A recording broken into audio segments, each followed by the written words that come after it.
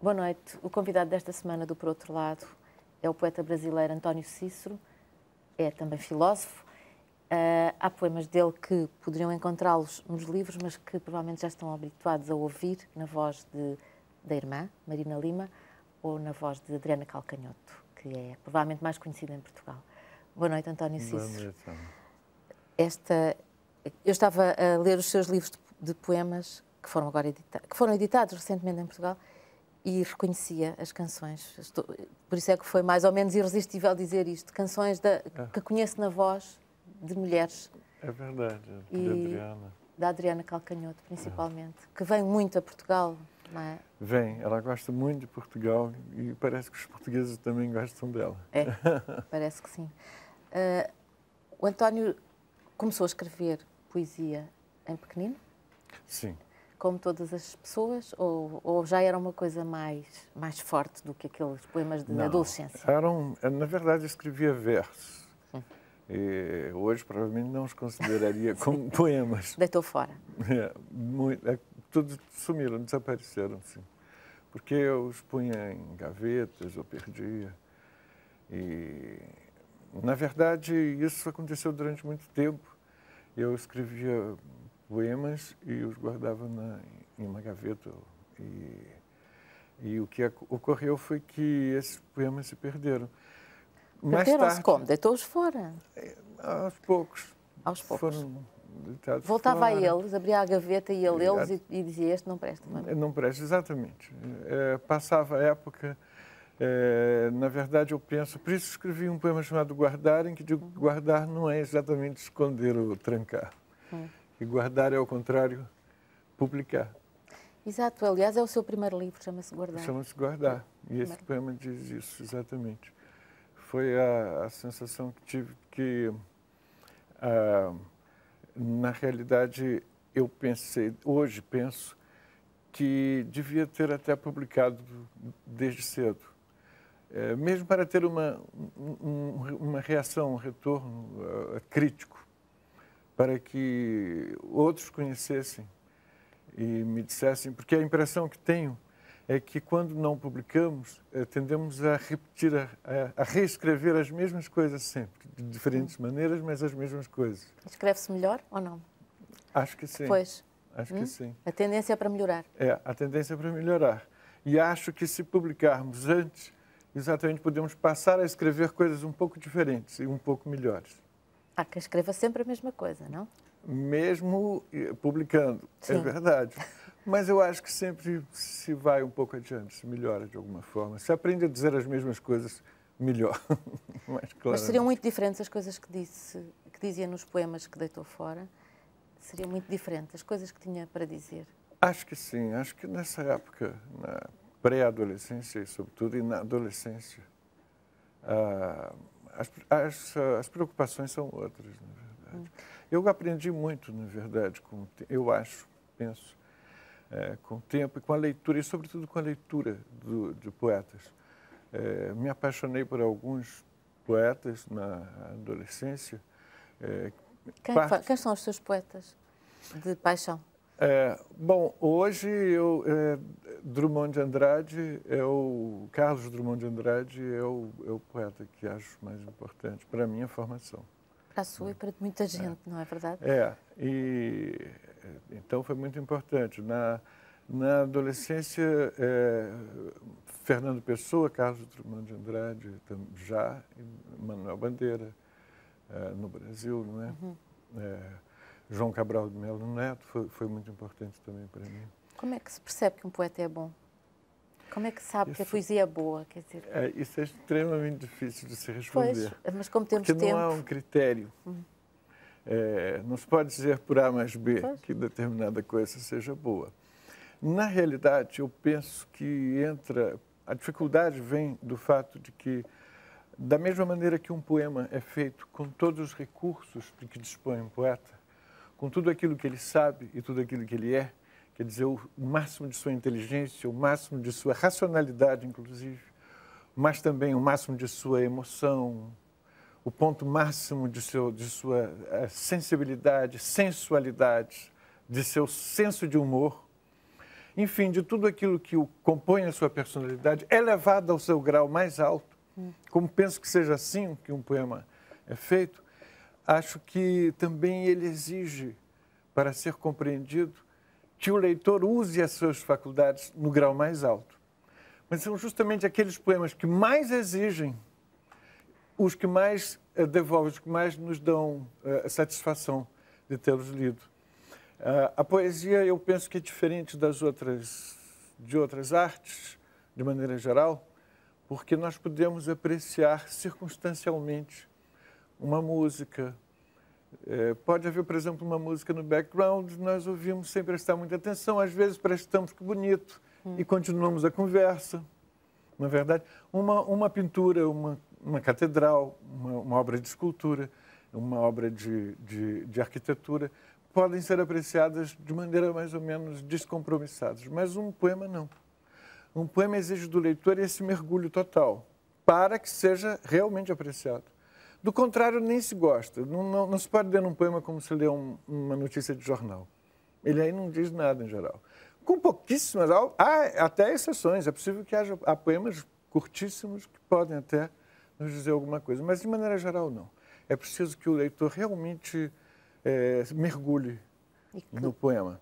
E eu penso que aí, são essas faculdades elevadas ao grau mais alto que nos permitem julgar os poemas, na medida em que elas são recompensadas. Por isso que não se pode...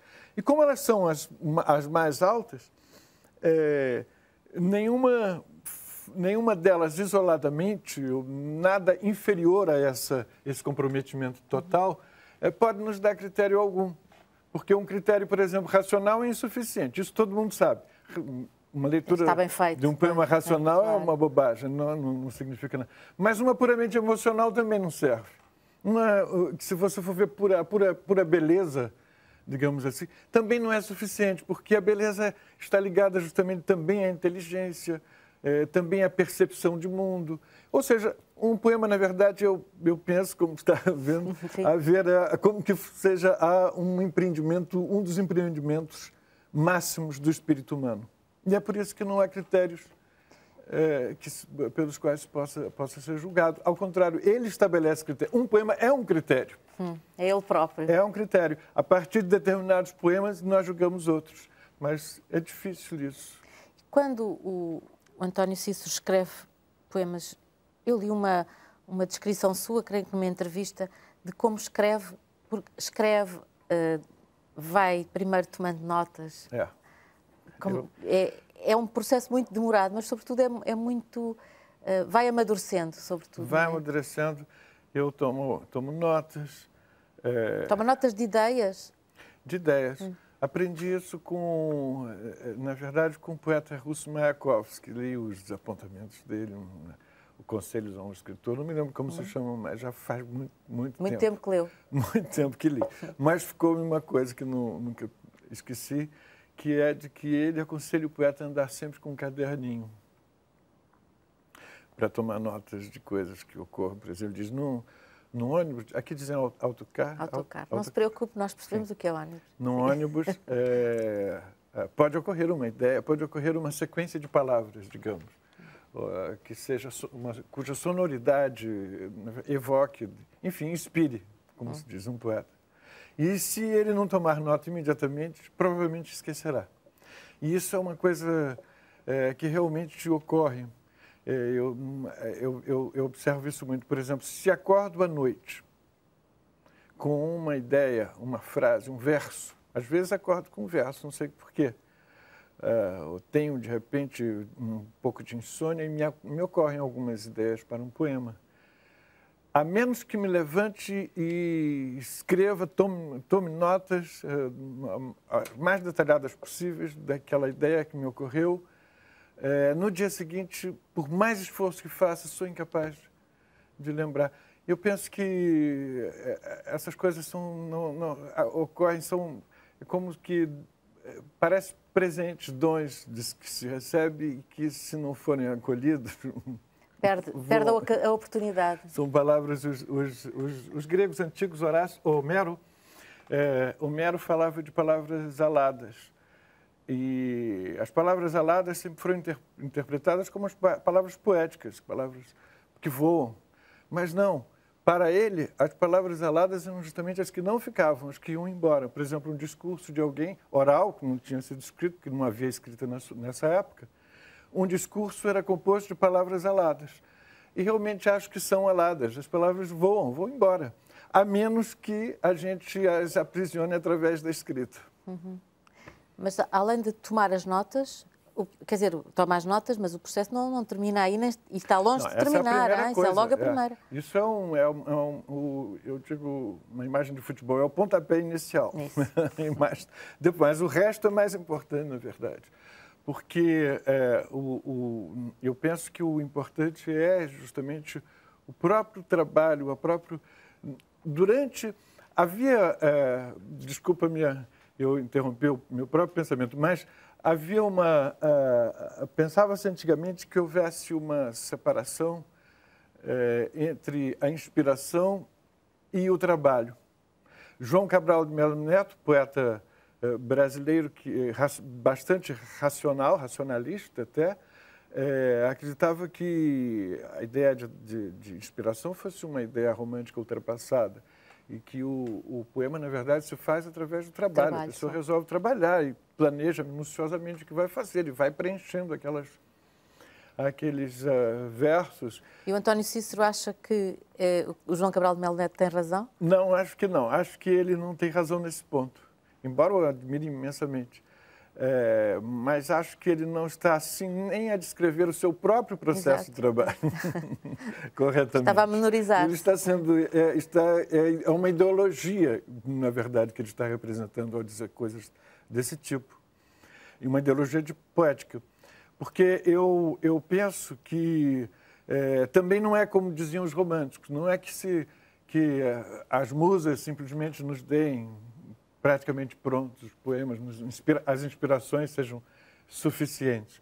Mas acho que no processo de trabalho, quando começamos a desenvolver um determinado tema num poema, então, para a solução de certos problemas que vão ocorrendo, solicitamos, de certa maneira, a inspiração. A inspiração vem... O que é a inspiração? Na verdade, é a ocasião do acaso. O momento em que se apresenta alguma coisa casual, que talvez seja o próprio inconsciente, e o poeta deve, nessas ocasiões, estar disposto a captar isso que se apresenta, porque é muito difícil. São coisas que, quando se está escrevendo, de repente, até um som que se ouve, uma lembrança, alguma coisa entra ali e complementa aquela ideia que você está tendo, não sabe como. Até olhar uma lombada de um livro pode dar uma ideia. Dentro de um título de um livro pode ser a solução que se procura. Mas o poeta precisa estar disponível para acolher essa inspiração, esse acaso que se apresenta, não é? Mas não está sempre na vida, não está sempre, quando está a trabalhar noutras coisas, não está disponível para a poesia. Nem sempre, não se pode. Eu acho que seria uma coisa insuportável, na verdade, porque a gente tem que ter outro tipo de atividade na vida também, não é? É preciso também, enfim, é preciso estar um pouco fora de guarda também, é preciso para outras coisas. E, na verdade, nós não sabemos, porque é possível que, em qualquer momento, mesmo numa conversa assim, surja um acaso de fato, né? Mas não quer dizer que eu esteja o tempo todo procurando coisas para... Uma das coisas que eu achei curiosas foi o facto de tomar nota, tem o caderninho, depois utiliza o computador, mas o poema escrito no computador não... É diferente. Não é a mesma coisa, não. Tem que o imprimir. Eu demorei muito tempo para conseguir escrever poemas no computador. E ainda hoje o processo não é tão simples. Primeiro, escrevia prosa muito antes em computador. Eu acho perfeito para escrever prosa, porque, afinal de contas, é uma máquina de escrever ideal, um computador. Claro. Além dos fatos que compõem... No computador tem enciclopédias, dicionários, a internet, que é uma espécie de enciclopédia, né? Então, é muito útil.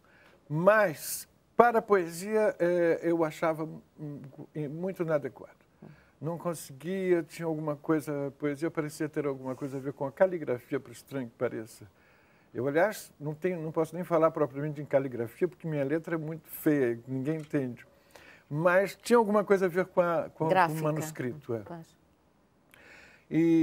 Mas aos poucos acontecia o seguinte, eu escrevia aquilo e passava para o computador. E no computador trabalhava mais um pouquinho.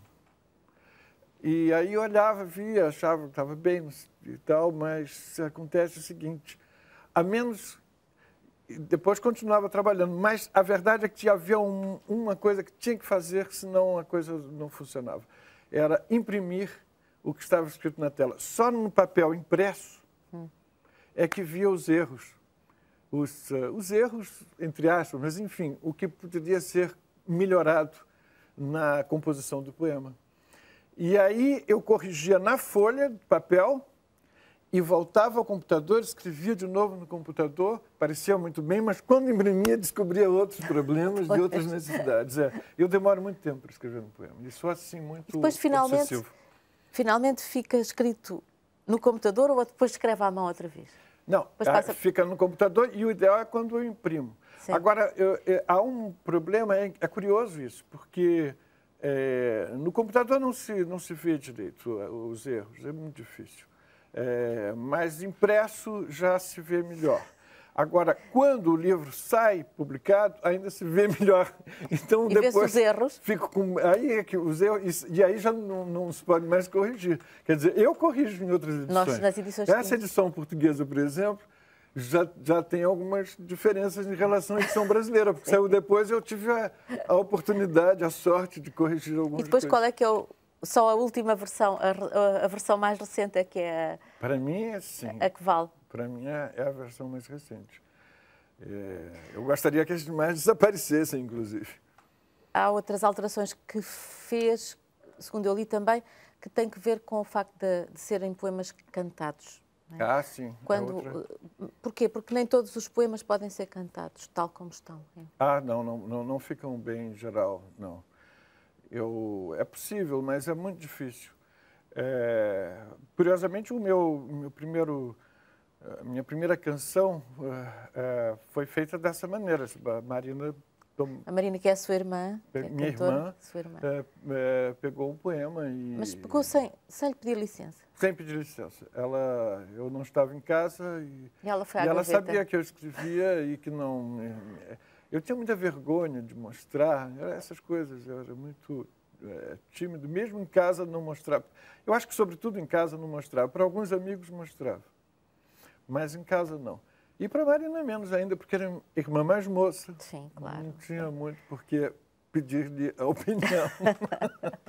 A verdade é essa. Mas acontece que ela via que eu escrevia e ela começou a aprender e compor e precisava de letras. Então, um dia, roubou um poema meu e pôs uma música nesse poema. E acabou tendo coragem de noite, quando cheguei em casa, e me mostrou. Como é que reagiu? Eu fiquei dividido entre... Primeiro, ela não podia ter entrado no meu quarto, mexido nas minhas coisas. Sim, mas há regras que, em relação aos quartos dos irmãos mais velhos, sobretudo, não é? Mas ficou bonito. E aí eu já fiquei dividido e achei interessante a ideia de que ela cantasse os poemas, tudo isso. Enfim, depois desse momento, comecei a fazer letras mesmo, quer dizer, poemas feitos para serem para música. Eu recebia, a Marina começava a fazer uma composição, uma melodia, e eu, no começo, quase que simultaneamente ia fazendo a letra. Porque, como somos irmãos, isso era relativamente fácil. Depois, cada vez mais, mesmo nós sendo irmãos, hoje já temos, cada um tem uma agenda muito diferente do outro, de modo que hoje ela me manda um CD em geral. Com a música? Com a música e eu completo, vou escrevendo. Uma certa... eu não sei tocar instrumento nenhum, não sei cantar, muito menos cantar. Acho que qualquer música perderia muito se eu cantasse. Mas aprendi com o tempo a fazer isso. Quer dizer, comecei a ouvir muito. E, no começo, eu era muito escrupuloso com isso, tomava nota de cada nota musical no papel, eu marcava de uma maneira as notas agudas que seriam acentuadas quando faladas e tal. De maneira que se tornavam, no fundo, espécies de formas fixas que eu tinha que preencher com palavras. E eu fazia isso com muito gosto. Depois, há um lado que é muito prazeroso também na própria composição, sim. Porque há um momento da parceria que é muito agradável, quando nos encontramos, já está mais avançado tudo. Então, há um momento que é realmente agradável, de brincadeiras, e tomamos tomamos um uísque. A imagem do Vinícius de Moraes vem à cabeça. Exato. Que compunha com isso. Isso quer dizer que a sua poesia é conhecida de maneiras diferentes aos leitores e aos que ouvem. É verdade. E mesmo o mesmo poema é entendido de maneiras diferentes, assim? Não é? Muito diferentes, eu acho. Uma época, eu sou de uma geração, né, da geração quando eu fiquei era jovem na década de 60 e poucos, né? Então, a geração 60, né? Uma geração muito revolucionária que achava que mudaria tudo, mudaria o mundo. Mudou algumas coisas. Algumas coisas, felizmente, eu acho que para melhor. Mas tínhamos essas ideias e desconfiávamos das categorias estabelecidas. De modo que desde essa época, e McLuhan na época era um autor também muito lido, de modo que desde essa época, e sobretudo quando conheci Caetano Veloso, conheci-o em Londres. Quando fui lá, eu fui estudar em Londres e Caetano estava vivia lá nessa exilado. Altura com o Gilberto Gil também. Com Gilberto Gil. E conheceram-se, enfim, porque eram brasileiros no exílio, basicamente. No seu caso não era exílio, estava a estudar. Não, você sabe que houve uma outra coisa, um outro elemento. No meu caso era mais ou menos exílio, porque não era exatamente o exílio, nunca fui obrigado a sair do Brasil. Mas eu estudava no Instituto de Filosofia e Ciências Sociais, no Rio de Janeiro, que era da Universidade Federal,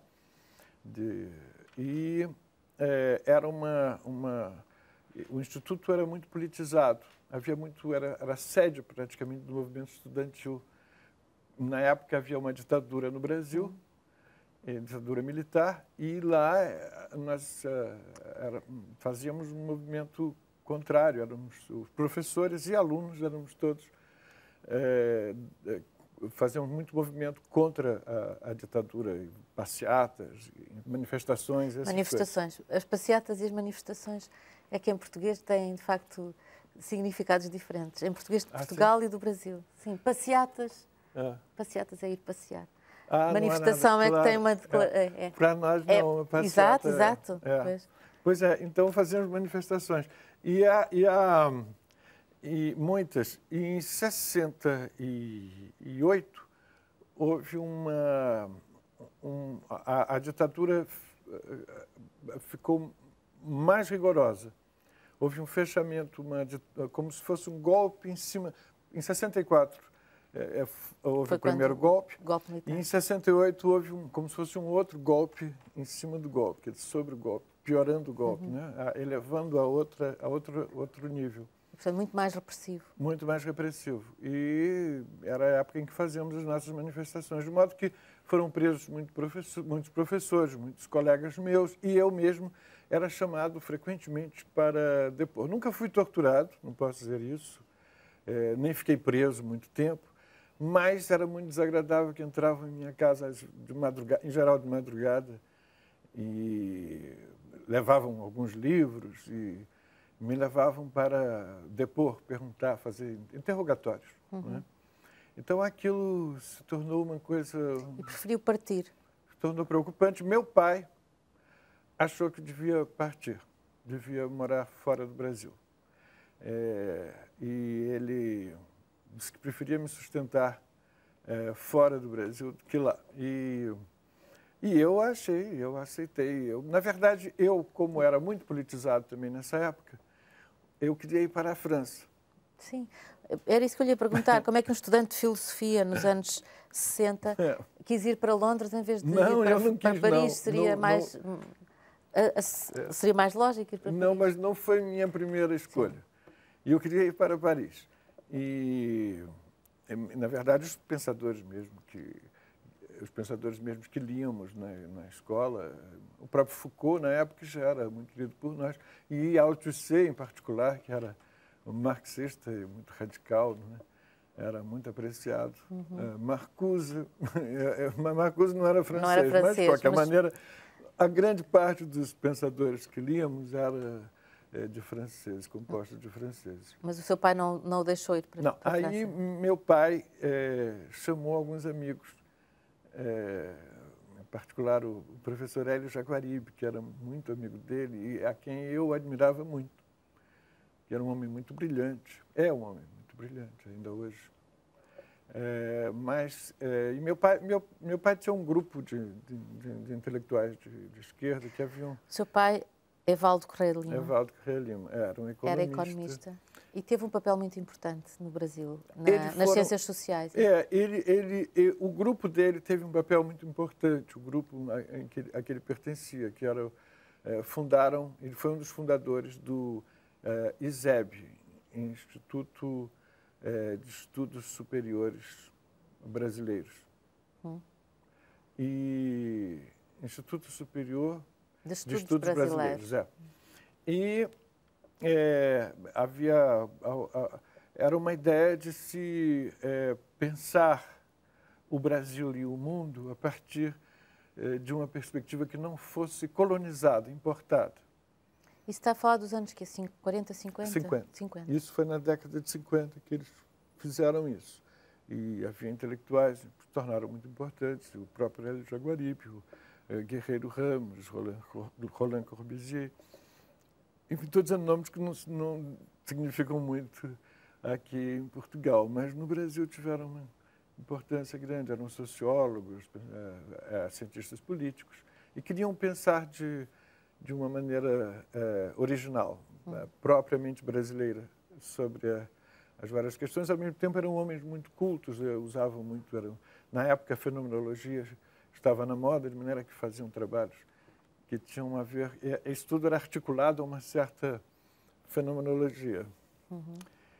Mas falou do seu pai por causa da hipótese da partida para Paris. Eu tinha, desde garoto, eu gostava de ouvir, às vezes, as reuniões que faziam lá em casa dos meus pais, e eu sempre ficava como ouvinte. E aquilo era um dos melhores, para mim, dos melhores programas que havia, era escutar. Eu não saía, não fazia nada se eles fossem se reunir, porque eu gostava de ouvir. E então, papai chamou o Hélio Jaguaribe e expôs a situação, e disse, olha, o Cícero é melhor que saia do Brasil, porque eu estou vendo que a situação, de repente, pode sair do controle, não sabemos, e ele quer ir para a França. Aí o Hélio disse assim, não, a França não. A França você, Evaldo, meu pai, você poderia ir se quisesse, mas o Cícero não. Mas por quê?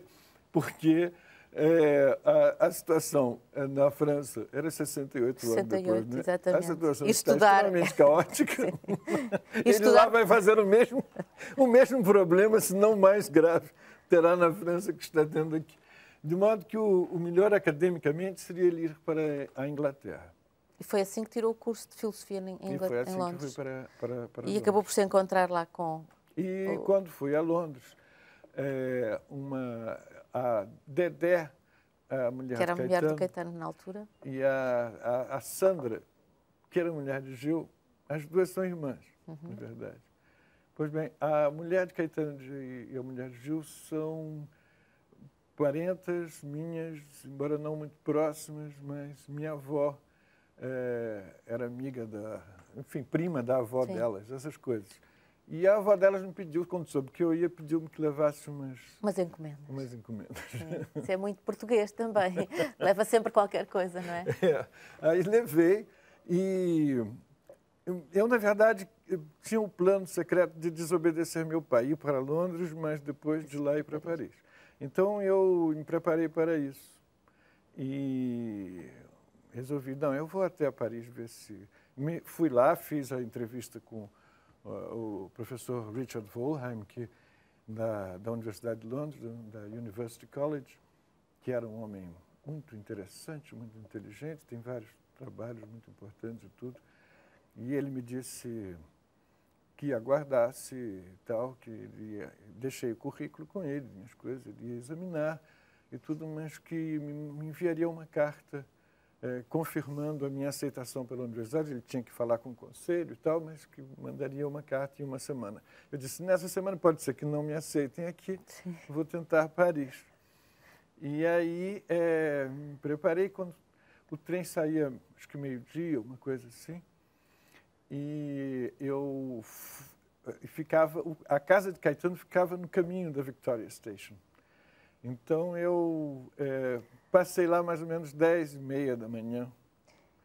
E toquei a campainha e ninguém atendeu, estavam todos dormindo. Toquei. Afinal veio o Guilherme Araújo, que era um empresário deles, que era o que acordava mais cedo, sendo empresário.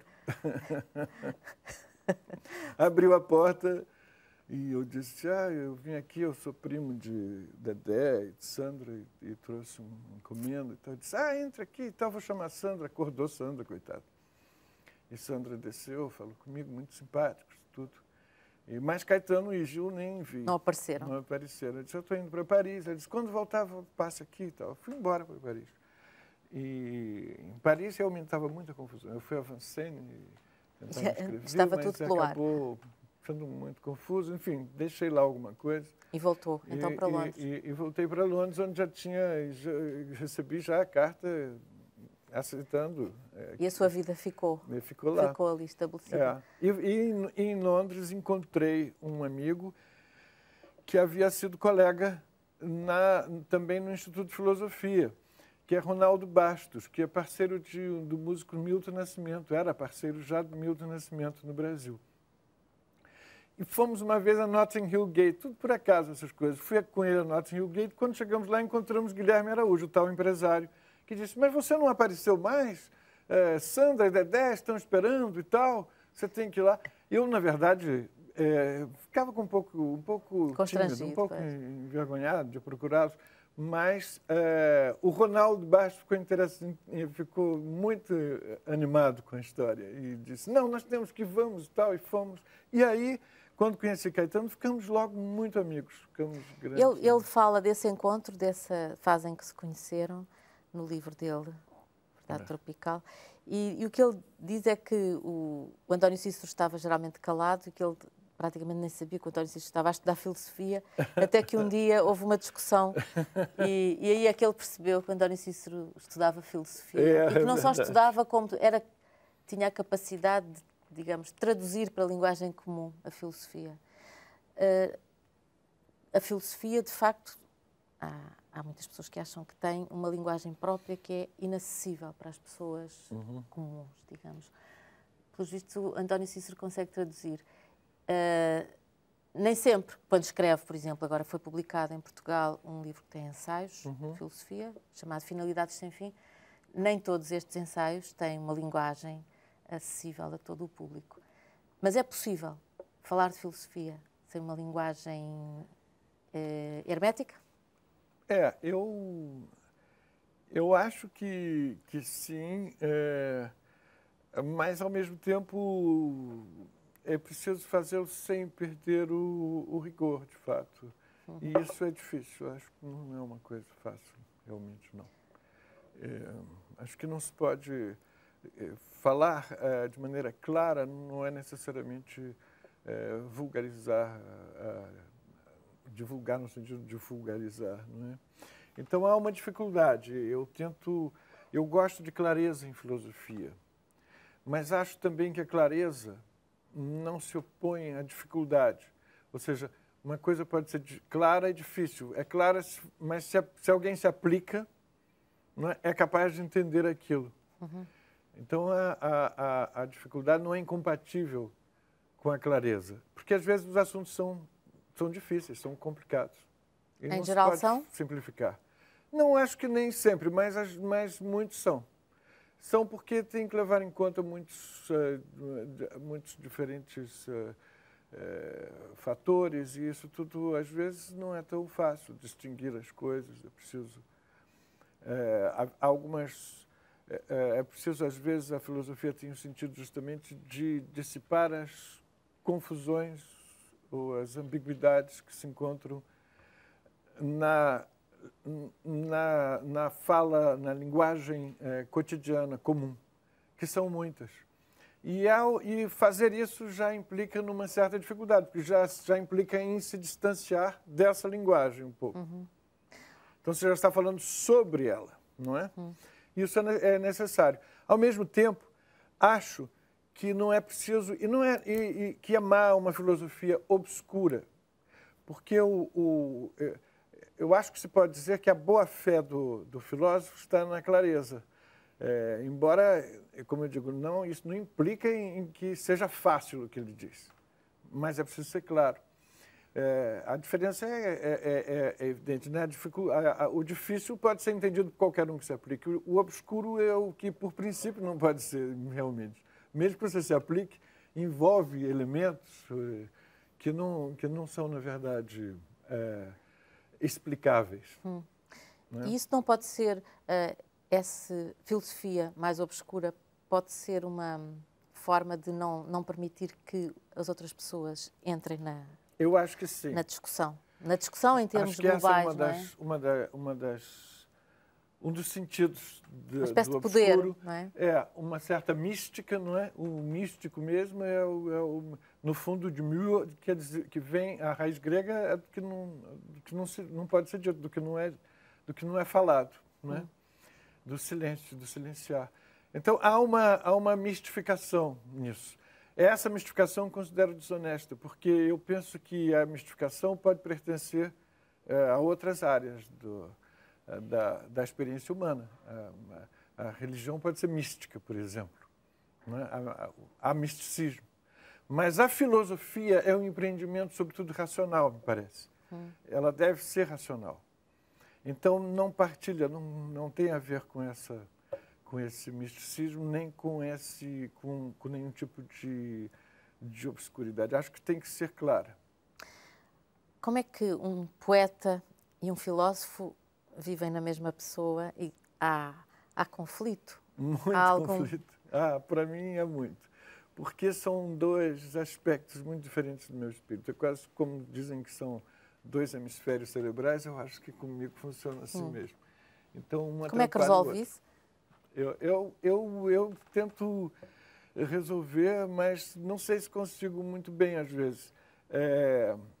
O fato é que a filosofia é um empreendimento que, na realidade, exige muito de mim em termos de que ela justamente parece ter um efeito... Enfim, há um diálogo da filosofia com outros filósofos, do filósofo com outros filósofos. Parece que há uma intervenção no mundo. A filosofia parece que intervém de alguma maneira, embora de uma maneira muito mediada, muito distante, mas, de certa maneira, a filosofia tem uma repercussão política qualquer, por exemplo. Já na poesia eu vejo de outra maneira completamente diferente. Mas a filosofia é tentadora exatamente por isso. Há uma coisa qualquer, já que ela intervém no mundo, existe alguma coisa de poder na ideia de você filosofar. Existe esse lado. Quando não há da poesia, a meu ver.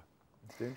Se quiser, talvez eu esteja sendo obscuro nesse momento, porque se calhar não é possível dizer ir mais longe? No meu caso, eu penso que acontece o seguinte, o tempo é muito escasso, a poesia me toma muito tempo, e eu acho a poesia mais importante para mim.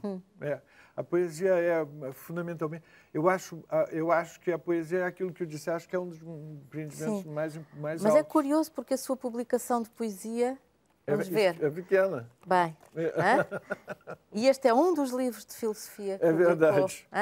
Portanto, há um trabalho de filosofia que é permanente, então.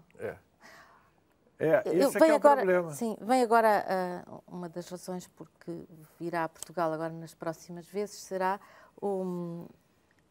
uma conferência que vai dar na Fundação Gulbenkian, na série de conferências do Estado do Mundo, sobre o Estado do Mundo, e aí vai falar sobre o quê?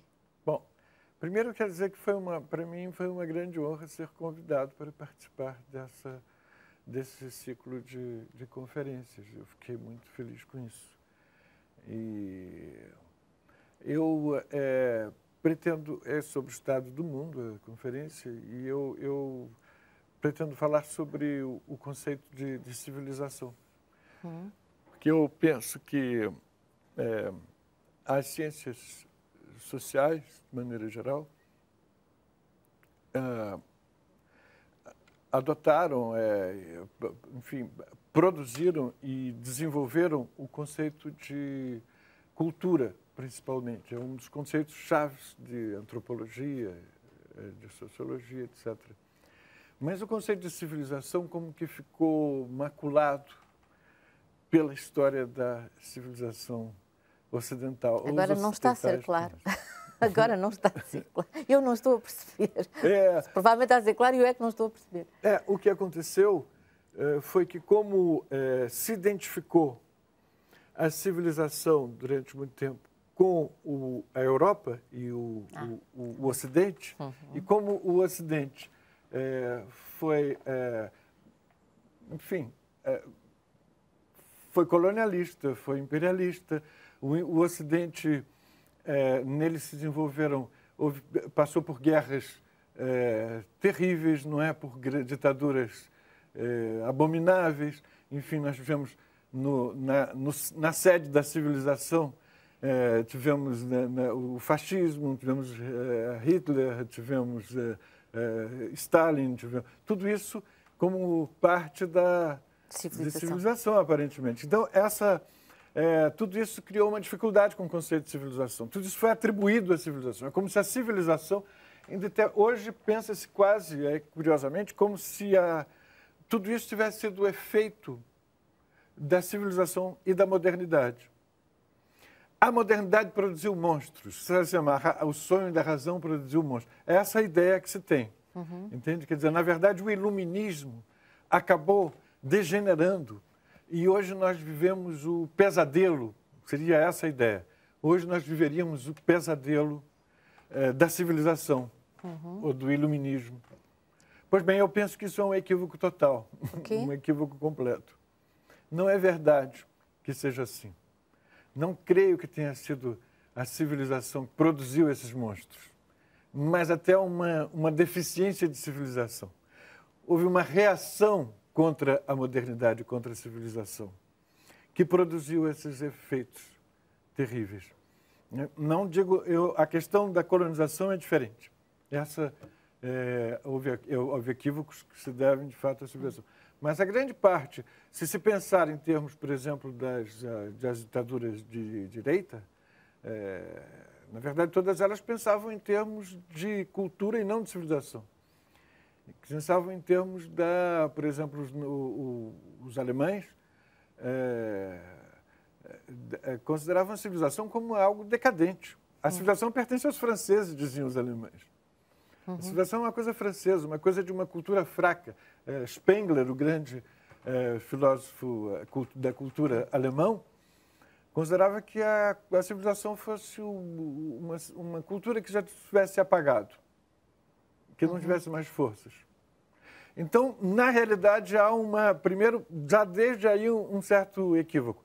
Em segundo lugar, os países que em que apareceram essas coisas monstruosas, como a China e a Rússia, não é? Enfim, o que foi a União Soviética, esses países, na verdade, jamais foram totalmente modernos. Não, em última análise, não foi um efeito da excessiva, como se diz, da excessiva modernidade ou do excessivo iluminismo desses países que produziu essas monstruosidades, mas ao contrário.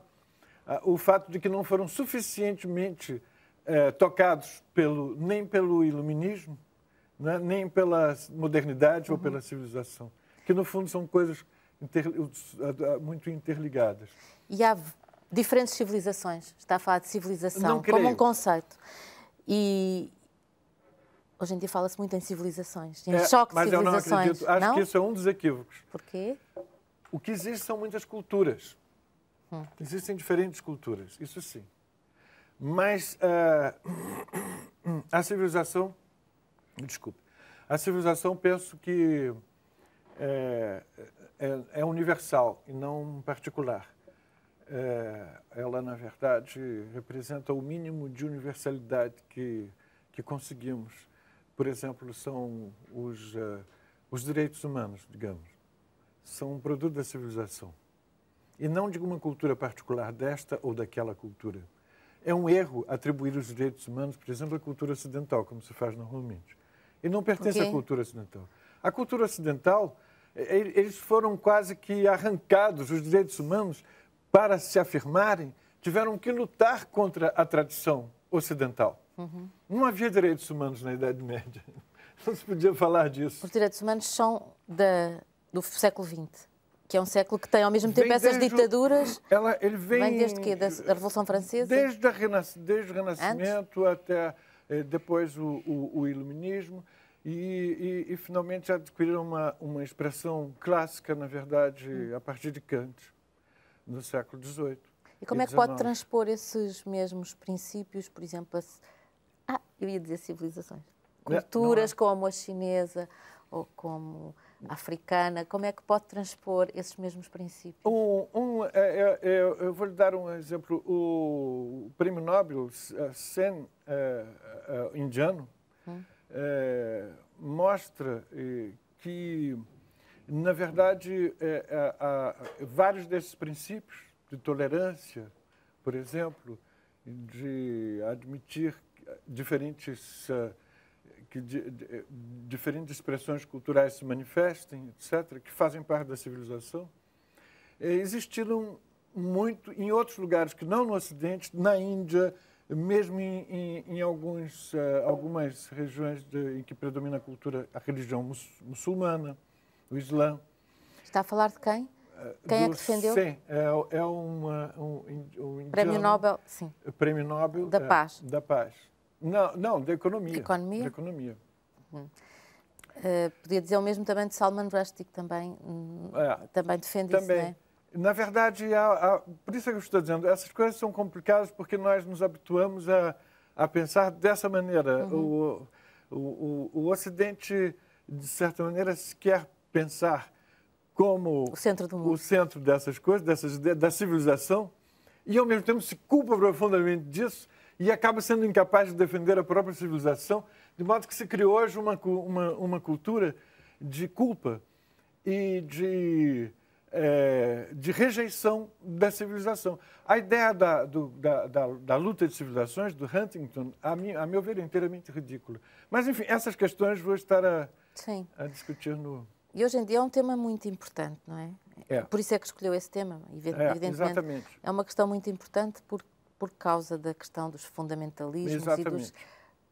Não chamando de choque de civilizações, chamando... Não são. Há choques culturais, nesse caso. Mas, veja bem, o choque dos fundamentalistas, por exemplo, os fundamentalistas muçulmanos, eles se chocam, não é um choque cultural. Não é que a cultura islâmica se choque com a cultura... O que seria a cultura ocidental? Nós vivemos uma pluralidade de culturas. Cada um de nós, praticamente, cada indivíduo é uma cultura, tem uma série de determinantes culturais diferentes. Então, na verdade, não é isso. O que eles se chocam não é com a cultura. Eles se chocavam, por exemplo, o Islã podia se chocar com o cristianismo. E se chocou durante muito tempo. As cruzadas foram isso, não é? Houve esse choque. Houve esse choque na Espanha, por exemplo, entre o Islã e o cristianismo. Aí sim, são choques culturais, porque religião faz parte de cultura. Mas hoje não é isso que acontece. Eles não estão condenando a religião cristã. Na verdade, o choque não é um choque cultural. O choque é entre essa cultura e os valores da modernidade ou da civilização, como estou chamando. Quer dizer, o problema é de outra natureza muito diferente. É porque não se deu a laicização, por exemplo, que faz parte da civilização, não é? A possibilidade de que o reconhecimento por cada indivíduo de que a religião que ele incorpora, a minha religião, não pode ser imposta a você ou a nenhum outro, que você não pode impor a sua, a minha, nem eu a minha, a sua. Isso faz parte da civilização, isso não é cultura. A minha cultura seria, por exemplo, digamos, o cristianismo, ou o judaísmo, ou o Islã. Mas faz parte da civilização, claro, que é outra coisa. E é contra a civilização, não é contra a cultura, é contra a ideia de que se pode livremente escolher os seus próprios fundamentos culturais. E essa é a verdade no nosso mundo. Hoje nós escolhemos diferentes. Cada um de nós, na verdade, vai por diferentes caminhos. Alguns se tornam, por exemplo, alguns se tornam muçulmanos, mas grandes partes se tornam budistas, outros são ateus. Todos esses têm direito aos seus fundamentos. O que não existe, o que não se pode admitir é que haja um único desses fundamentos que possa eliminar todos os outros. Mas o que é isso? É exatamente a civilização. Portanto, ele se opõe é uma cultura que se opõe à civilização. Mas não são só eles. Eu não estou dizendo que o Islã seja pior do que os outros. Nos Estados Unidos, afinal de contas, é onde se vê o pior disso, num certo sentido. Porque também os fundamentalistas cristãos dos americanos, não é, foram capazes de estar por detrás de uma série de coisas que ocorreram no governo Bush. Eles pelo menos apoiaram uma série de coisas que ocorreram no governo Bush, que são absolutamente lamentáveis. Afinal de contas, no ano passado, uma lei foi aprovada pelo Congresso, pela qual o habeas corpus, que é um dos fundamentos do Estado de Direito, foi relativizado. Não é qualquer um que tem mais direito a habeas corpus nos Estados Unidos. A tortura, em algumas modalidades, foi praticamente adotada, quer dizer, aceita. Isso aí é um problema de civilização. Isso é um problema. A civilização não admite isso. Portanto, a própria cultura cristã americana fundamentalista é capaz de se opor à civilização também, tanto quanto a islâmica. Então, nós estamos com um problema, de fato, de que... Portanto, esse é o tema de que vai falar, portanto, no Estado do Mundo. Porque o conflito as diferentes culturas entre si não é tão grave quanto o conflito delas com a civilização. O António Cícero vive e viveu quase sempre no Rio de Janeiro. No Rio de Janeiro. É uma cidade que está preocupante? Muito, muito, muito. Infelizmente, é uma cidade. E aí é um problema de civilização? É um problema de civilização. Para deixar claro mais ou menos um pouco o que eu estava a dizer, eu preciso voltar a um poeta e pensador alemão extraordinário que foi Schiller. E Schiller fez uma distinção muito importante da qual nos esquecemos nos nossos tempos, que ele dizia que é preciso, é uma distinção antiga que já foi usada, mas a definição dele é talvez a mais interessante. Ele dizia que nós temos a selvageria, que é quando a natureza se sobrepõe à cultura. A natureza, na verdade, existe quase como se fosse um estado puro. Nada disso existe de maneira totalmente pura. Não existe o selvagem totalmente que seja absolutamente não contaminado por cultura nenhuma. Isso nós não sabemos, provavelmente não existe. Mas, enfim, a natureza teria preponderância, nesse caso da selvageria. A barbárie em que a cultura esmaga a natureza. E a civilização em que os dois se compõem. Em que, na verdade, nenhum esmaga o outro. Em que é possível. E eu creio que isso isso deve ser pensado.